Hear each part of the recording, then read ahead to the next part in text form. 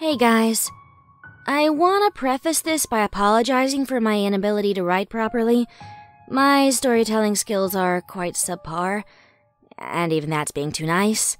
Also, there will be some elements or parts to this that you're not gonna believe, that may seem crazy, or that make you think I may be in an unstable mindset. It's fine. If it were coming from anyone other than myself, and if I hadn't experienced it firsthand, I wouldn't believe it either. So I've lived in this small town since the day I was born. I grew up with 2 brothers, 1 sister, and parents who valued a strong work ethic. We lived on a farm surrounded by acres of land, so it was a big shock when I moved from home to a small house with a tiny backyard and no farm animals to tend to. My house was only about 5 minutes from my family's farm, but it felt like another state. Anyway, my point is that I've lived here for 26 years. I know everyone. I know Mrs. Hardesty that runs the local pharmacy and convenience store. I went to school with her son. I know the owner of the tool shop, the marketplace, all the teachers at our schools. Hell, I even know the recluse that lives a few houses down from the old church. This is my home, and everyone is on a first-name basis here. That is what I love the most about a small town. It's friendly and quiet, and your neighbors are basically your family. This is the kind of place where you can sleep with all of your doors unlocked and not blink an eye. The town is surrounded by dense forest that stretches for miles, but I never felt trapped. I can't say the same for my siblings, but I just can't imagine living anywhere else. On Friday, September 28th, something changed. It was a normal morning like any other day of the week. I woke up, chilled from the open window and the cool autumn air that swirled freely through the house. My cat, Moose, greeted me and harassed me until I fed him. Then I turned on the coffee pot. I have a habit of sitting at my small kitchen table and watching the tree line to see if I can see any deer while my coffee brews. Like clockwork, I inhale the scent and keep watch, twirling my empty mug in my hands. This is where the changes start to happen. Normally, I'd see a few poke out from the branches and emerge into the small space that is supposed to be my backyard. This morning, there were about 20 deer. All of them stood where the dense trees met the trim grass and stared directly at my house. A chill went up my spine and a wave of unease washed over my entire body. I swallowed my pounding heartbeat and tried to blink the image away. Was I dreaming? This couldn't be real. There's no way this was real. Remember, my backyard is tiny, so I could see each of their eyes individually. They never blinked. It didn't even look like they were breathing. I stood and walked over to the sliding glass door, subconsciously grinding my teeth, something I do when I'm nervous. My breath fogged up the glass with each deep exhale. They still stood there, staring, not moving, like they were taxidermied. My coffee pot bubbled loudly, which signaled that it was done brewing, and it scared the ever-living fuck out of me. Reflexively, I jumped and turned to look, but quickly turned back toward the yard. When I looked back, all of the deer began to slowly retreat into the trees, but they didn't turn around and walk. No, that'd be just too normal. They literally backed up, like they were floating, or like something grabbed them and pulled them back. I don't even think I saw their legs move. It doesn't stop there either. That's only the beginning.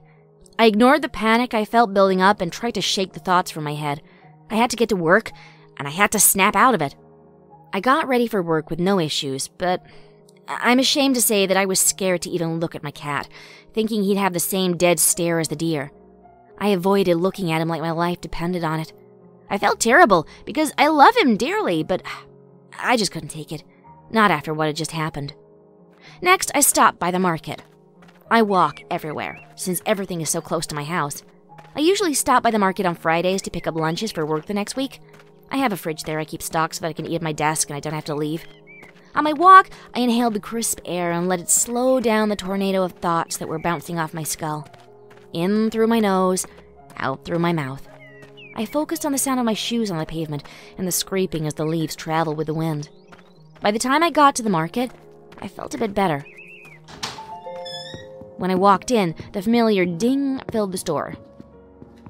Suddenly, as if they were waiting on me. Every single person in the store turned to me and just fucking stared. They stared at me, not moving, not blinking, nothing. My throat felt tight, but I squeezed out a pathetic, "Good morning." No one said anything, and their eyes didn't seem right. I don't really know how to explain it, but they seemed glossy and hyper-focused. They moved to follow me. Each of their pupils was so big, the iris almost completely vanished. Their faces remained frozen, stagnant, a frown lazily placed on their lips. Their arms hung limply to their sides, and baskets were strewn on the ground, like they'd been dropped. A puddle of milk sat atop the tile, and it looked like it had been there for hours. The smell made me want to gag, but I covered my face with my sleeve and walked through the small crowd of people. They turned to follow me with their creepy fucking fish eyes. Even Marianne, the cashier, didn't adorn her usual warm smile. She always greeted me with a "Morning to ya, how's little moose?" Always. But this time, she stood like a zombie, right in the middle of scanning a loaf of bread. It's hard to even put into words how scared I was, and how off everything felt. I could feel tears start to gather at the corner of my eyes, and my body began to tingle all the way to my toes. I felt like screaming, like I was about to go into a full-blown panic attack. My breath got more and more shallow. Before I turned to leave, I noticed Marianne's hand gripping the bread was getting tighter, squeezing into the wrapper. She still stared, as well as everyone else, but continued to squeeze. Her eyes slowly began to get wet and red, but the rest of her didn't move. It looked like she was about to explode. I ran out of that store like a bat out of hell. I leaned against the wall, trying to control my breathing, trying not to collapse. My vision started to go black, and the world started to tilt, like I was on the verge of passing out. Finally, movement caught my attention. Someone walking from across the street. I opened my mouth to say something to him, but noticed something was off. Something was extremely off. His body was facing away from me, but his head was turned impossibly to stare in my direction. He was walking backward toward me with that same deadpan expression on his face. That was my breaking point. I bolted home. I don't know how I even managed to run. I couldn't feel my legs. It was like my body took over and my mind was just a hostage.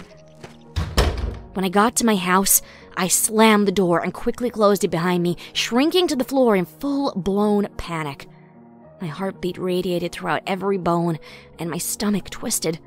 I wanted to get up and call someone, but my hands wouldn't even move to my phone. I was stuck, sitting there with my head in my hands and my hair tightly wound between my fingers.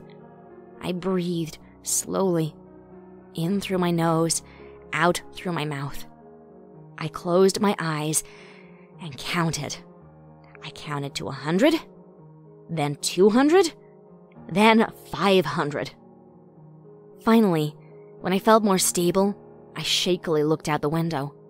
Relief washed over me when no one was out there.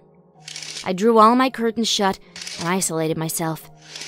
The good news is, Moose is still acting normal, apart from the fact that he picked up on my panic and is attached to my legs, rubbing on them in an attempt to keep me calm. I've called everyone. The only calls that actually go through are the local calls. Even then, the phone just rings. No one answers. It's been hours. I've given up. It's almost midnight, and I don't know what to do. I don't have a Facebook to try and contact anyone, but something tells me no one would respond anyway. I need to somehow get this information out to anyone who takes the time to listen. If you're in North Dakota, please be careful. Stay home if you can. I don't know what's happening. I don't know what to do. But please, stay safe.